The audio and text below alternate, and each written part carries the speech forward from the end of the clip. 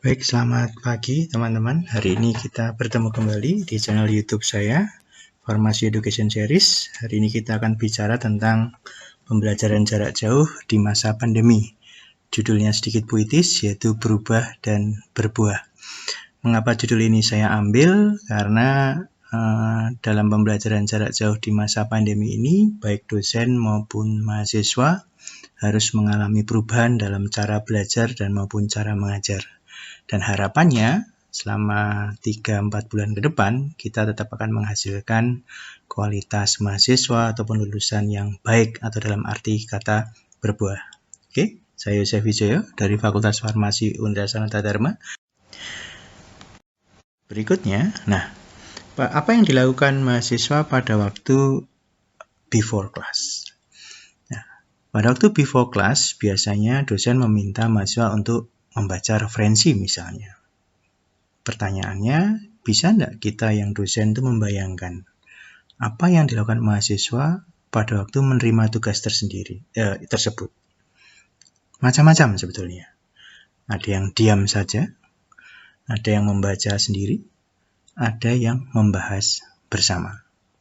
Yang saya beri warna merah itu artinya adalah seorang mahasiswa yang tidak terlalu peduli atau mungkin tidak paham bagaimana proses belajar pada masa pandemi ini. Sedangkan yang kita harapkan adalah membahas bersama kelompok. Nah, ini ada 3 klaster mahasiswa terkait dengan pilihan dari Bapak Ibu, yaitu membaca referensi. Kalau tugasnya misalnya menerima tugas tentang soal pemicu yang harus diselesaikan pada waktu pertemuan, mungkin mereka melakukan web searching. Mungkin mereka bisa juga membahas bersama kelompok. Biasanya mereka aktif kalau ada soal pemicu dari dosen. Yang ketiga, misalnya diminta menonton video. Nah, pada waktu diminta menonton video ini Bapak Ibu, biasakan untuk memberikan video yang jangan terlalu panjang. Kenapa? Karena sebagian ada yang menonton secara parsial, sebagian saja lompat-lompat, dan sebagian menonton secara penuh. Jadi diharapkan yang di-share videonya atau video Bapak Ibu yang naratif itu jangan terlalu panjang. Itu harapannya adalah demikian. Lalu berikutnya untuk yang on class. Kalau untuk yang on class Bapak Ibu, ya, itu mungkin Bapak Ibu akan memberikan dalam bentuk video conference, ya, misalnya dengan aplikasi Webex, dengan Zoom, Microsoft Teams, dan sebagainya. Nah, apa yang dilakukan mahasiswa waktu Bapak Ibu melakukan video conference? Ada yang mendengarkan dengan baik, ada yang mendengarkan sambil santai atau malah mungkin ketiduran, mungkin ada yang merekam dan dipelajari nanti. Jadi ini yang mendengarkan ternyata sangat bervariatif. Apalagi mahasiswa tidak mengaktifkan video wajah videonya, ya, handycam-nya. Itu jelas kita tidak tahu persis mereka sedang melakukan apa. Lalu misalnya pada waktu on class, Bapak Ibu memberikan pretest atau diakhiri dengan post-test. Mereka akan ada yang mengerjakan sendiri dan ada yang mengerjakan bersama rekan mahasiswa. Dua-duanya saya beri warna hitam, artinya ya tidak masalah mau dikerjakan sendiri atau mengerjakan bersama rekan mahasiswa, karena memang pretest post-test ini tentunya diberikan Bapak Ibu supaya untuk memberikan mereka pemicu, supaya mereka aware terhadap apa yang Bapak Ibu berikan. Jadi tidak masalah mau dikerjakan sendiri maupun bersama yang lain.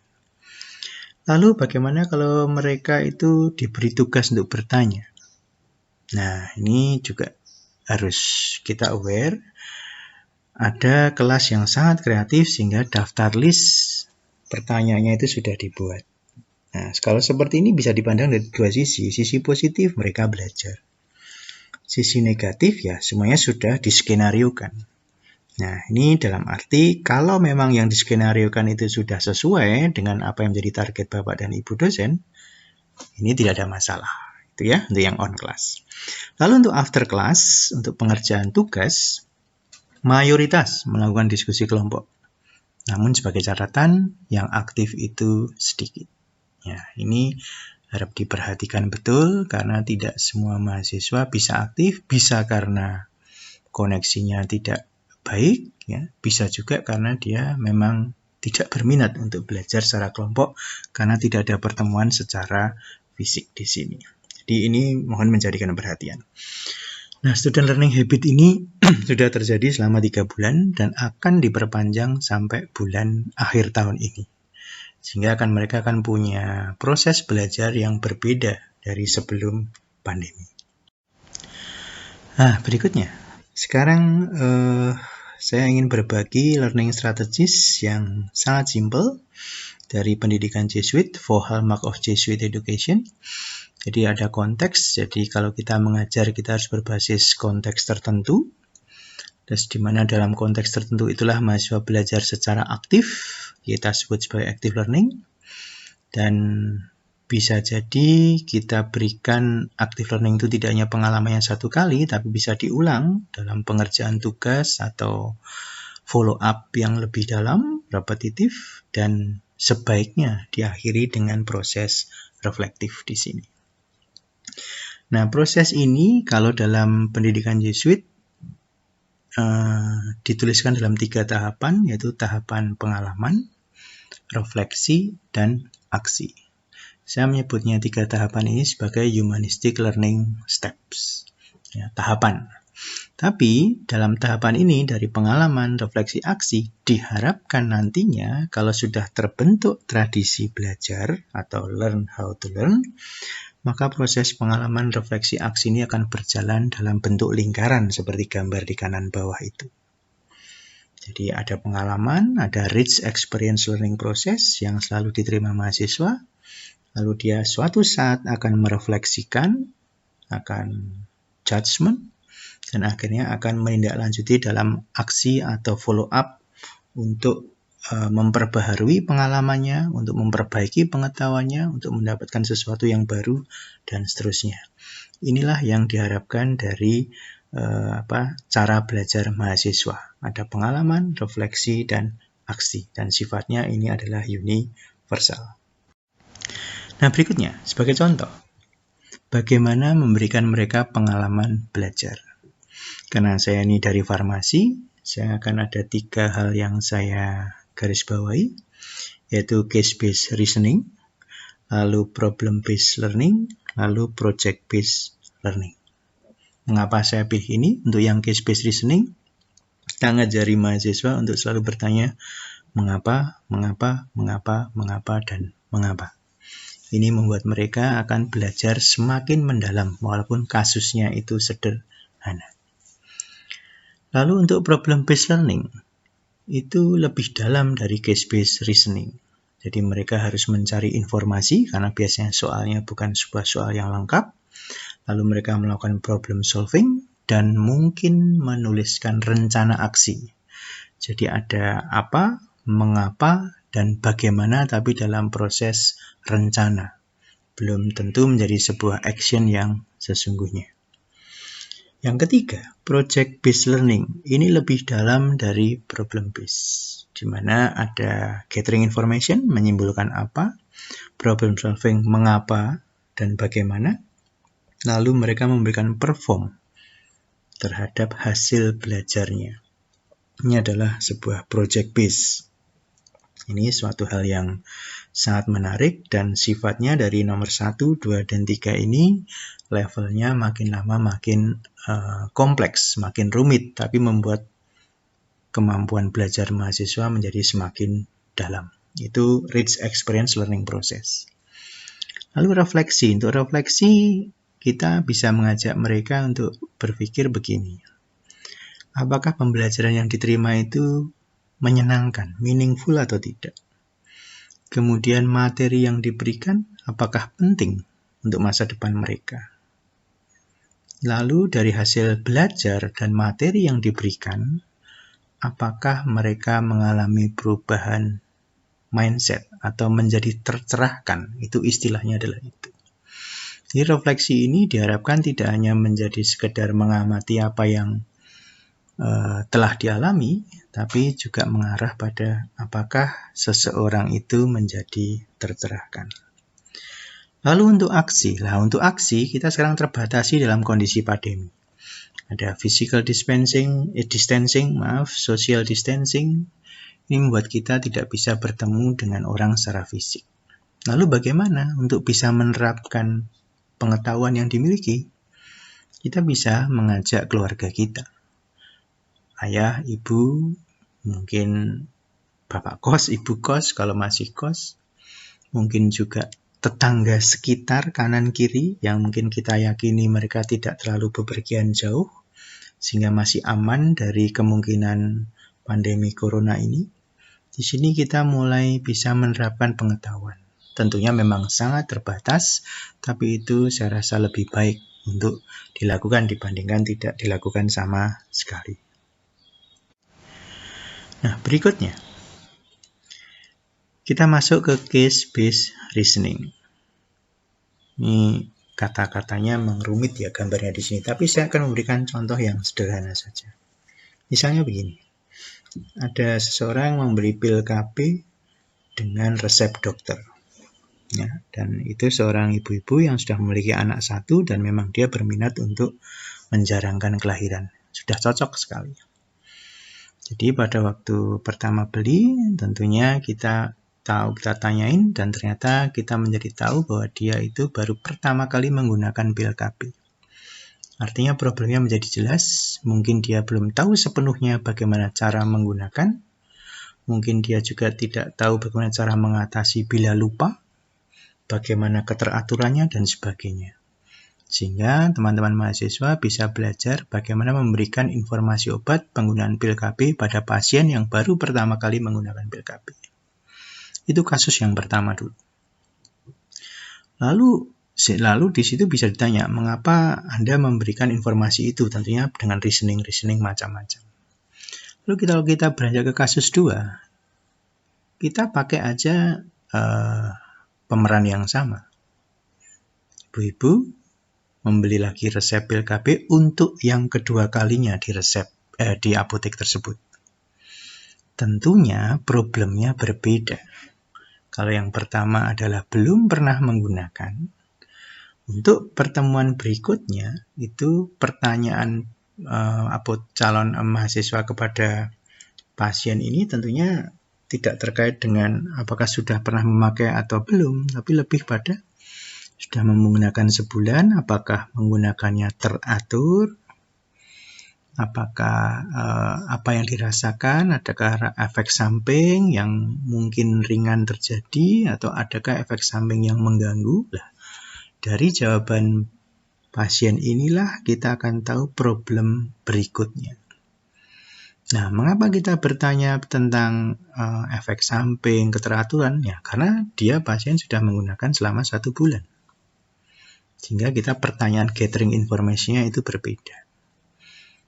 Ini kita sudah bicara pil KB dengan 2 kasus, mereka melakukannya dengan cara yang berbeda. Ini namanya reuse in the information and knowledge. Jadi pengetahuan yang sebelumnya bisa digunakan tapi dengan sedikit modifikasi. Sehingga solusinya juga berbeda. Lalu kasus yang ketiga bagaimana? Kasus ketiga anggap aja orangnya sama datang ke bulan ketiga dan dia bertanya, "Pak, saya mau beli pil KB, saya sudah biasa di sini. Tapi saya tidak membawa resep. Dilayani atau tidak?" Nah, ini hal yang berbeda lagi. Bagaimana seorang teman mahasiswa akan belajar untuk melakukan apakah saya akan melayani penggunaan ini. Tentunya dia punya macam-macam ya. Kalau dia sebagai OWA tentunya dilayani. Itu seperti itu. Lalu kasus keempat gimana? Nah, ini kasus keempat agak sedikit berbeda. Kalau kasus 1, 2, 3 semuanya legal formal ya. Kasus keempat sedikit berbeda misalnya. Ada seorang perempuan muda usia 21 memakai resep dan Anda tahu dia belum nikah tapi dia minta beli pil KB. Anda harus berpikir apakah ini benar apa tidak. Lalu Anda akan bertanya, keluhannya apa Mbak kok malah beli pil KB? Oh, menstruasi saya tidak teratur, oleh dokter diberi obat ini. Nah, mahasiswa menjadi belajar. Oh, tidak hanya orang yang sudah punya anak ingin menjalankan kelahiran menggunakan pil KB, bahkan yang masih gadis pun yang menstruasinya tidak teratur, oleh dokter diberikan pil KB untuk kondisi-kondisi tertentu. Nah, dia akan belajar banyak banget nih untuk kasus keempat ini. Kasus kelima, mungkin ada lagi. Seorang gadis mau beli pil KB, tapi dia menyebutnya, saya mau beli obat ini obat cocok untuk jerawat saya. Lah, bisa ditanyain, kok bisa dianggap ini obat jerawat? Oh, saya mendapat informasi dari bla bla bla bla. Nah, apakah ini akan dilayani? Nah, kasus 1, 2, 3, 4, dan 5 ini membuat mahasiswa akan berpikir mengapa, dan mengapa. Apa yang menjadi alasan saya bertanya, apa yang menjadi alasan saya melayani atau tidak melayani. Inilah case-based reasoning yang membuat kita makin belajar. Kita hanya belajar di satu kata, yaitu pil KB. Ini case-based reasoning. Berikutnya, problem-based learning. Nah, untuk problem-based learning itu kasusnya tidak semudah yang kita bicarakan di case-based reasoning. Kita harus membuat sebuah kasus menyerupai kompleks real world situation, jadi menyerupai kondisi real yang ada di lapangan. Sebaiknya Bapak Ibu dosen yang akademisi itu bekerja sama dengan praktisi supaya memperoleh soal yang bagus, yang mendekati konteks sebenarnya. Sebagai contoh, saya mendapatkan PDUPT 2017-2018 dari Dikti, dan ini saya pakai untuk membuat soal-soal pemicu berbasis problem-based learning ini bersama para praktisi yang ada di apotek, ada apotek jejaring gitu ya. Dan ternyata hasilnya menyenangkan ya. Jadi soal yang sudah saya buat, saya komunikasikan, kemudian saya real di lapangan juga kita lihat bagaimana proses solusinya, ternyata kita bisa mendapatkan soal-soal yang bagus. Nah, salah satu ciri khas di dalam problem base ini adalah dosen menjadi fasilitator dan mereka kita ajak menjadi self-directed learner ya. Jadi mereka akan belajar secara mandiri. Hal yang penting adalah tidak ada jawaban dari beberapa kelompok, kalau Bapak Ibu membuat dalam bentuk kelompok, yang 100% benar dan tidak ada yang 100% salah. Mereka punya pendapat berdasarkan informasi yang mereka miliki. Yang penting adalah setelah kasus selesai dibahas oleh semua kelompok, kita harus mengumpulkan lagi dalam sebuah pertemuan untuk melakukan wrap up. Kita bahas satu persatu hasilnya, lalu kita buat sebuah kesimpulan bersama. Kalau kasus ini ada, maka bagaimana cara kita menyelesaikan. Ini adalah hal yang penting yang harus dilakukan pada waktu melakukan problem-based learning. Berikutnya, project-based learning. Untuk project-based learning ini tuntutannya lebih tinggi, yaitu menghasilkan sebuah produk. Misalnya, promosi kesehatan saja deh. Promosi kesehatan mungkin kalau kita lakukan, kita cukup membuat pamflet, kita membuat leaflet, kita membuat skenario, lalu kita datang ke tempat yang membutuhkan, yang sebenarnya sudah cocok, lalu kemudian kita lakukan promosi kesehatan. Tapi dalam masa pandemi ini kan tidak mungkin. Lalu kalau kita punya tugas untuk melakukan promosi kesehatan, bagaimana? Kita mungkin bisa meniru untuk membuat webinar atau seminar online. Nah, kalau membuat seminar online seperti itu, entah bentuknya video conference memakai Zoom atau memakai bentuk podcast, itu bukan hal yang mudah. Jadi kalau pilihannya kita akan melakukan hal seperti itu, kita harus lihat materi apa yang harus diberikan pada waktu webinar tersebut. Bagaimana cara membuatnya? Kita harus tahu, harus ngajari mereka. Skill apa yang harus dimiliki? Bagaimana cara mengedit video, misalnya itu tidak disiarkan secara langsung. Kalau secara langsung, apa yang harus dilakukan supaya kita performnya bisa bagus? Jadi ada tahap persiapan ya. Jadi memformulasikan tujuannya dulu, lalu tahu cara belajarnya, lalu tahu training skillnya. Setelah itu baru mahasiswa membuat project proposal. Lalu kerjakan dalam waktu tertentu. Lalu hasilnya kita bisa tagih dalam bentuk yang sesuai dijanjikan, misalnya pakai webinar ya, bagaimana webinar itu dijalankan. Nah, berikutnya kita masuk ke tahap terakhir, teman-teman, Bapak Ibu semua. Kita masuk, judulnya adalah Dance with Flip Classroom. Saya beri nama Dance karena Flip Classroom ini dinamikanya luar biasa. Ya, tidak mudah, tidak semudah yang kita bayangkan. Kalau kita mengajar ketemu langsung di kelas, itu menurut saya ya tidak terlalu sulit, ya, karena pengalaman sudah tinggi di situ. Tapi mengajar dengan Flip Classroom dalam kondisi memakai video conference atau secara pandemi ini, pembelajaran jarak jauh itu memerlukan cara yang tidak mudah. Ini Flip Classroom ada di Outcome Based Education, ya. Bagaimana mereka itu mendapatkan materi lebih dulu, before class, lalu on class-nya itu langsung diskusi sesuai Permendikbud 3 2020, di mana kita tidak hanya melakukan tatap muka, tapi langsung melakukan discussion. Ini yang penting adalah itu. Setelah itu after class, bagaimana performa itu dibentuk. Sehingga saya punya dua pertanyaan mendasar. Apakah saya telah memiliki kemampuan untuk menjalankan Flip Classroom? Dan apa yang harus disiapkan untuk sukses menjalankan Flip Classroom? Nah, teman-teman, kita lihat di sini. Kita bandingkan dengan humanistic learning step tadi, ya, pengalaman refleksi ASI. Kalau di Flip Classroom ada konsep exploration, itu sama dengan menggali pengalaman belajar, sama dengan pengalaman meaning making. Waktu pertemuan di kelas itu sama dengan refleksi, yaitu menarik hasil belajar sebelumnya untuk diperoleh hasil yang lebih dalam. Lalu demonstration itu sama dengan rencana aksi. Ya, sehingga secara sederhana pengalaman refleksi aksi dari humanistic learning step ini dengan tahapan konsep exploration, meaning making, dan demonstration pada Flip Classroom itu sebetulnya kurang lebih sama, yang menghasilkan mahasiswa bisa mampu learn how to learn atau belajar bagaimana cara belajar. Yang utamanya ini sangat baik dilakukan di masa pandemi ini. Nah, Flip Classroom Design untuk konsep exploration atau before class, Bapak Ibu bisa menggunakan Learning Management System, menggunakan video naratif yang di-upload di YouTube, atau melakukan video conference. Ya, itu bisa disiapkan untuk itu. Ya, terutama untuk LMS dan YouTube-nya. Lalu pemilihan sumber belajar, referensi atau website harus diberitahukan kepada mahasiswa, video yang harus dilihat mahasiswa bila ada. Lalu soal pemicu diskusi ini penting supaya mahasiswa memiliki arah mau kemana sih kita besok kalau ketemu dosennya secara daring misalnya gitu. Lalu untuk during class, meaning making, kita harus melakukan diskusi interaktif berdasarkan materi yang kita berikan sebelumnya, eksplorasi topik lebih dalam, di mana dosen bisa memperjelas atau memberikan contoh-contoh aplikatif. Lalu setelah kelas, itu apa?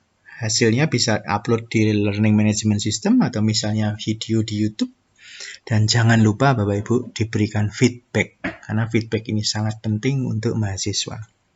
Sebagai catatan, diperlukan variasi, ya. Jangan sampai sebelum kelas tuh hanya melihat video atau searching internet atau membaca referensi saja, tapi divariasi, kadang referensi, kadang melihat video, kadang searching internet, jadi jangan terlalu kompleks. Lalu selama on class, kombinasi diskusi atau presentasi antara video conference dan LMS atau WA itu penting. Lalu pengaturan jumlah tugas disesuaikan, jadi mohon tugas itu tidak berarti setiap pertemuan harus ada tugas, tapi tolong diberikan tugas yang bisa sifatnya konstruktif, yang membangun sehingga menghasilkan sesuatu yang lebih besar, yang bisa dinilai, yang menunjukkan komprehensivitas dari cara belajar mahasiswa. Nah, apa yang harus disiapkan untuk sukses menjalankan Flip Classroom? Tadi metode belajarnya sudah saya sampaikan, umpan balik tadi sifatnya sudah saya sedikit sampaikan, harus ada umpan balik yang bersifat memotivasi. Tapi yang penting adalah dari sisi teknologi. Bagaimana Bapak Ibu bisa mempersiapkan materi di Learning Management System, bagaimana bisa membuat video atau podcast, bagaimana mengajari mereka web searching, dan bagaimana assessment secara daring misalnya begitu. Itu yang harus disiapkan oleh Bapak Ibu dosen.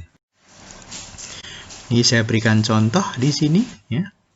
Kalau Bapak Ibu tadi saya sering menyinggung soal pemicu, ya. Untuk soal pemicu untuk bidang kesehatan, kita farmasi, diharapkan soal-soal pemicu kita itu paling tidak ada 3 komponen untuk menggali basic knowledge, untuk menggali sikap, etik, kemudian untuk menunjukkan kemampuan praktis. Untuk S1, harapannya adalah from science to practice, dominant case-based reasoning. Dan kalau apoteker, professional practice, bisa problem atau project-based learning. Kita lihat contohnya yang di sebelah kiri. Kita berikan soal pemicu dan referensi sebelum kelas, lalu pada waktu kelas ada discussion dan finding the problem. Lalu after class ada making solution, lalu making solution-nya itu di-share oleh masing-masing kelompok dalam community kelasnya sebagai pertemuan berikutnya untuk before-nya. Lalu pertemuan keduanya ada perform atau feedback, lalu after-nya bisa revisi perform atau advance perform, misalnya melakukan webinar atau melakukan penyebarluasan pamflet, video, dan sebagainya yang dibuat untuk bisa dinikmati oleh orang di luar proses belajar ini. Ini yang penting untuk kita bisa menggunakan soal pemicu ya. Diingat ada 3. Bagaimana soal pemicu itu bisa menggali pengetahuan dasar, menggali etik atau sikap, dan bisa menunjukkan perform atau praktis.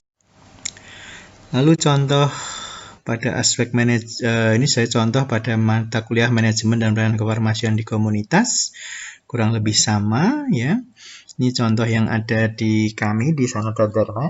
Jadi kami berharap kalau dengan adanya pandemi ini malah kami bisa memberikan beberapa pemicu yang lebih tinggi. Jadi di sini rencananya ada 5 pemicu. Dulu kami melakukan secara offline itu hanya 3 pemicu. Sehingga direncanakan ini ada perencanaan penerimaan, penyimpanan pemusnahan, studi kelayakan untuk aspek manajemen, untuk manajemen dan pelayanan kefarmasian di komunitas. Lalu aspek klinik kita akan bicara swamedikasi, screening resep, dan home care. Di mana untuk studi kelayaan maupun home care itu adalah sebuah nilai yang sifatnya sumatif ya. Jadi diambil menjadi dasar penilaian, sedangkan yang lain adalah sifatnya adalah formatif begitu. Ini referensinya Bapak Ibu sekalian. Jadi silahkan melihat referensi ini kalau tertarik. Nah, akhir kata, saya tidak ingin berlama-lama. Semoga ini menginspirasi dan selamat melakukan Dance with Flip Classroom yang Bapak Ibu lakukan selama masa pandemi ini. Jangan lupa